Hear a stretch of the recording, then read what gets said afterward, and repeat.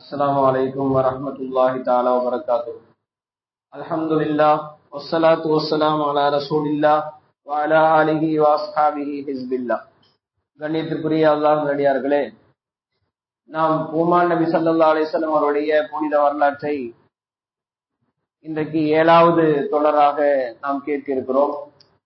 கடந்த உரையிலே நாம் அப்துல் முத்தலிப் அவர்களுடைய குடும்பத்தை பற்றி, அவருடைய மகன்கள் மகளுடைய எண்ணிக்கை, இவைகளையும் அவர் செய்த நேர்ச்சிகளை குறித்தும், காபா அழிக்கப்பட்ட போது அழிக்க வந்தபோது அவர் நடந்து கொண்ட விதம் குறித்தும் நாம் பார்த்தோம். மரியாதைக்குரியவர்களே, அப்துல் முத்தலிப் அவர்கள் இருக்கிறார்களே, அவர்கள் சிறப்பான குணநலனுக்கு சொந்தக்காரராக இருக்கிறார். அல்லாஹு தஆலா நமது நபிகள் நாயகம் ஸல்லல்லாஹு அலைஹி வஸல்லம் அவர்களை, அவர்களோடு சம்பந்தப்பட்ட அனைவர்களையுமே தூய்மையானவர்களாகவே ஆக்கி வைத்திருக்கிறார். எல்லாவற்றையுமே அல்லாஹு தஆலா தேர்வு செய்து நபிகள் நாயகம் ஸல்லல்லாஹு அலைஹி வஸல்லம் அவர்களுக்கு தந்திருக்கிறார். நபிகள் நாயகம் ஸல்லல்லாஹு அலைஹி வஸல்லம் அவர்கள் தன்னை குறித்து சொல்கிற போது சொன்னார்கள், ஆன நபியுன் வ ஆதமும் பைனல் மாஇ வத்தீன், நான் ஆதம் அலைஹிஸ்ஸலாம் அவர்கள் மண்ணுக்கும் தண்ணீருக்கும் இடையிலே படைக்கப்படாமல் இருக்கிற போதே நான் நபியாக இருந்தேன் என்று சொன்னார்கள். அல்லாஹு தஆலா நமது நபிகள் நாயகம் ஸல்லல்லாஹு அலைஹி வஸல்லம் அவர்களை இறுதியாக வர வைக்க வேண்டும் என்று முடிவு செய்தாலும் கூட அல்லாஹ் முதலில் படைத்தது நமது நபிகள் நாயகம் ஸல்லல்லாஹு அலைஹி வஸல்லம் ஒளியைத்தான் என்று நாம் கேள்விப்பட்டிருக்கிறோம். ஆக பெருமானாரோடு சம்பந்தப்பட்ட அனைவர்களையுமே அல்லாஹு தஆலா தூய்மையானவர்களாக அல்லாஹ் ஆக்கி வைத்திருக்கிறார். அப்துல் முத்தலிப் பெருமானாருடைய பாட்டனார் குறித்து வரலாற்றிலே சில செய்திகள் வருகிறது. அவர் சிறப்பான குணநலனுக்கு சொந்தக்காரராக இருந்தார்.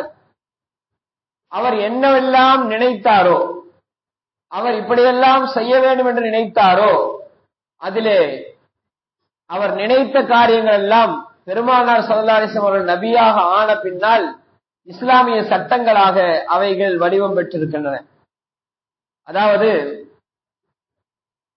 வகது சுன்ன கசீரம் மின சுனனி அல்லதி அகர்ரஹல் இஸ்லாம் ககத்இ யதிஸ் சாரிக்.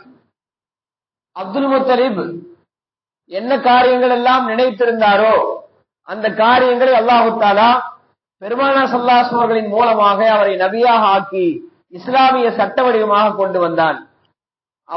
அப்துல் முத்தலிப் அவர்கள் நினைத்திருந்தார்கள், திருடினால் கையை வெட்ட வேண்டும் என்று நினைத்திருந்தார்கள். திருடினால் கையை வெட்ட வேணும். அந்த சட்டம் நபிகள் நாயகம் ஸல்லல்லாஹு அலைஹி வஸல்லம் அவர்கள் நபியாக ஆன பின்னால் இஸ்லாமிய சட்டமாக அது வடிவம் பெற்றது. அதே போல வகர்தி தியதி மிஅத்தின் மினல் இப்ல், அதாவது ஒரு நபரை ஒருவர் கொலை செய்து விட்டார் என்றால் அவருக்கு அந்த கொலை குற்றத்திற்கு பரிகாரமாக 100 ஒட்டகங்கள் கொடுக்க வேண்டும் என்பது அப்துல் முத்தலிபுடைய எண்ணமாக இருந்தது. அதை அல்லாஹு தஆலா நமது நபிகள் நாயகம் ஸல்லல்லாஹு அலைஹி வஸல்லம் அவர்களை நபியாக ஆக்கிய பின்னால் இஸ்லாமிய சட்ட வடிவமாக அதை அல்லாஹ் கொண்டு வந்தான். சாதாரணமாக ஒரு நபரை கொலை செய்தால் கொலைக்கு கொலைதான் படி. அந்த குடும்பத்தார்கள் விருப்பப்பட்டால், யார் கொலை செய்யப்பட்டானோ அந்த குடும்பத்தார்கள் நீங்கள் அபராதம் கொடுத்துக் கொள்ளலாம் என்று விருப்பப்பட்டால் 100 ஒட்டகை கொடுக்கணும். மனித உயிர் என்பது சாதாரணம் அல்ல. 100 ஒட்டகைக்கு சமமானது என்று அப்துல் முத்தலிப் நினைத்திருந்தார். அது இஸ்லாமிய சட்ட வடிவமாக, இஸ்லாத்தில் அது ஒரு சட்ட வடிவமாக வந்துவிட்டது. அதே போல வல் வஃபாஇ பின் நذர், நேர்ச்சை செய்தால் நிறைவேற்ற வேண்டும் என்று அப்துல் முத்தலிப் அப்படி சட்டம் வர வேண்டும் என்று நினைத்தார். அது இஸ்லாமிய சட்ட வடிவமாக வந்துவிட்டது. பொதுவாக நாம் நேர்ச்சை செய்வதை இஸ்லாம் விரும்பல.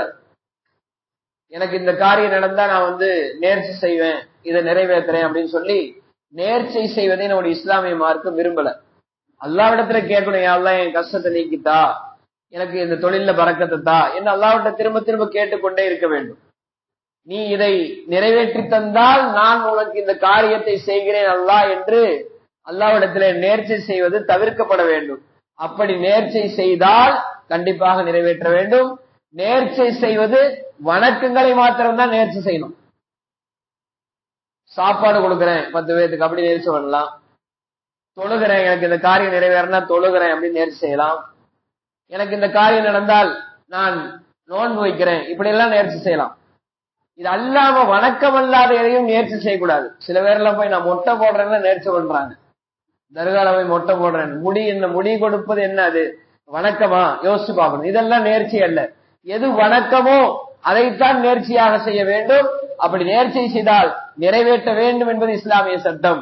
இது அப்துல் முத்தலிப் அப்படி செய்யணும்னு நினைச்சிட்டு இருந்தாரு. அது இஸ்லாமிய சட்ட வடிவமாக வந்தது. அதே போல வனகியுன் யதூஃபில் பைத்தி காபத்தி உரியானன். அரபுகள்கிட்ட ஒரு பழக்கம் என்ன இருந்ததுன்னா, யாராவது வெளியூர்காரங்க வந்து காபத்துல்லாவுக்கு வந்தாங்கன்னு சொன்னாக்க அவங்க வந்தா என்ன செய்வாங்கன்னு சொன்னா, ஆண்கள் பகல் நேரத்துல நிர்வாணமா தவாப் செய்யணும் அப்படின்னு அரபுகள் வச்சிருந்தாங்க. அவங்க அப்படி செய்ய மாட்டாங்க. வேற யாராவது வெளியூர்காரங்க வந்தா அவங்க நிர்வாணமா காபத்துல்லாவை தவாப் செய்யணும் அப்படின்னு வச்சிருந்தாங்க. அந்த வெளியூர்ல இருந்து யாராவது பெண்கள் வந்தால் அவர்கள் இரவு நேரத்துல நிர்வாணமாக தவாப் செய்யணும் அப்படின்னு வச்சிருந்தாங்க. இதை எப்படியாவது தடுக்கணும் என்று அப்துல் முத்தலிப் நினைத்துக் கொண்டிருந்தார். அது இஸ்லாமிய சட்ட வடிவமாக பெருமானார் ஸல்லல்லாஹு அவர்கள் நபியாக வந்த பிறகு அது ஏற்படுத்தப்பட்டது. அதே போல அதே போல தவாப் என்பது கண்டபடிக்கு சுற்றக்கூடாது. 7 சுற்றுக்கள் தான் சுற்ற வேண்டும் காபத்துல்லாவை என்பது அப்துல் முத்தலிப் அவர்களுடைய எண்ணமாக இருந்தது. அது பெருமானார் ஸல்லல்லாஹு அவர்கள் நபியாக வந்த பிறகு சட்ட வடிவில் வந்தது என்று நாம் பார்க்கிறோம். அதே போல வஹஸ்மில் ஹம்ரி, மது தடை செய்யப்பட வேண்டும் என்று அவர் விரும்பினார். அப்துல் முத்தலிப் மது தடை செய்யப்பட வேண்டும், மது குடிக்காம இருக்கணும் மக்கள் என்று நினைத்தார். அது பெருமானாருடைய காலத்திலே அது சாத்தியமானது. அடுத்து ஜினா, விபச்சாரம், இது ஒழிக்கப்பட வேண்டும் என்று அவர் விரும்பினார். அசிங்கங்கள் ஆபாசங்கள் நிறைந்தவர்களாக அந்த மக்கள் இருந்தார்கள். அரபகத்து மக்கள் அசிங்கமே வாழ்க்கை, ஆபாசமே வாழ்க்கை என்று வாழ்ந்து கொண்டிருந்தார்கள். எந்த அளவுக்கு என்றால் காபத்துல்லாவினுடைய அந்த சுவற்றிலே சபஅ முஅல்லகாத் என்று சொல்லப்படுகிற, அதாவது சொல்வதற்கு சபையில கூச்சப்படுகிற வார்த்தைகளை அடங்கிய அசிங்கமான கவிதைகளை காபத்துல்லாவிலே கட்டி தொங்க விட்டிருந்தார். இம்ருல் கைஸ் என்கிறவன் ஒரு காம இச்சை பிடித்த கவிஞன். அவனுடைய கவிதை அந்த காபத்துல்லாவினுடைய சுவற்றிலே தொங்க விடப்பட்டிருந்தது. அந்த வார்த்தைகள் எல்லாம் சொன்னால் சபை அசிங்கமாய்விடும். அவன் சொல்றான், எப்படின்னு சொன்னா, என்னை பார்த்தால் தாம்பத்திய உறவுக்கு ஆசைப்படாத பெண்கள் கூட, கர்ப்பிணி பெண்கள் கூட என்னை ஆசைப்படுவார்கள். அதற்கு மேல் வருகிற வார்த்தைகள்லாம் சொல்ல முடியாது, சபை அசிங்கமாயிரும். அந்த அளவுக்கு அசிங்கமான வார்த்தைகளை காபத்துல்லாவில தொங்க விட்டு அழகு பார்த்தவர்கள் அவர்கள். அந்த அப்துல் முத்தலிப் இது போன்ற அசிங்கங்கள் ஆபாசங்கள் எல்லாம் ஒழிக்கப்பட வேண்டும் என்று நினைத்தார். அது பெருமானாரின் காலத்திலே அது சாத்தியமானது. அதே போல வனிக்காஹில் மஹாரிம், அரபுகள் உறவுகள் இல்லாமல் திருமணம் செய்து கொள்வார்கள், நெருங்கிய உறவுகளை எல்லாம். இன்றைக்கு நம்மிடத்திலேயே கூட சிலர்களிடத்திலே அக்கா பிள்ளைய அக்கா பையனை எல்லாம் திருமணம் செய்யற அந்த நடைமுறை இருக்கிறது. அது கூடாது, இஸ்லாத்துல கூடாது. அதுபோல நெருக்கமான உறவுகளை திருமணம் செய்து கொண்டிருந்தார்கள். அப்படி செய்வது கூடாது என்று அப்துல் முத்தலிப் நினைத்தார். அது சட்ட வடிவமாக இஸ்லாத்திலே வந்தது. இவங்களை தான் கல்யாணம் பண்ணணும்னு சொல்லி ஒரு லிஸ்ட் அவுட் அல்லாஹ் தஆலா கொடுத்துட்டான். இது அல்லாதவர்களை திருமணம் செய்யக்கூடாது. அடுத்து அப்துல் முத்தலிப் அவர்கள் வனகியுன் வாதில் பனாத், குழந்தைகளை புதைப்பதை, பெண் குழந்தைகளை புதைப்பதை, உயிரோடு கொள்வதை அவர் விரும்பாமல் இருந்தார். அது இஸ்லாமிய சட்ட வடிவமாக பெருமானார் நபியாக வந்த பிறகு அது சாதிக்கப்பட்டது. அதே போல வகான அவ்வளுமன் அஹ்ரஜல் ஹும்ஸ், அதாவது ஜகாத் என்பதற்கு ஒரு அளவு இருக்கிறது. 102% என்பது பணத்துல.